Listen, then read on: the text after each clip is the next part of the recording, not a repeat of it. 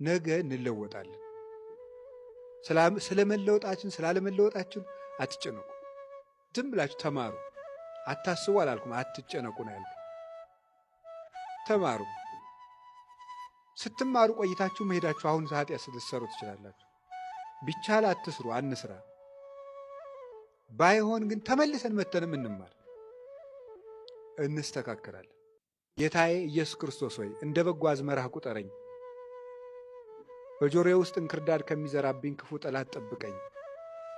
የሻከረውን ልቡናዬን አንተ አለስልሰህ ዝራበት፣ በመስቀልህ ርፍነትም ልቡናዬን ረሰው ብለን እንጸልይ። ቃሉ ብርቱ ነው።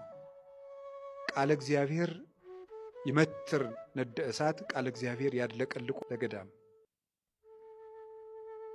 የእግዚአብሔር ቃል በረሃውን ያነዋውጠዋል።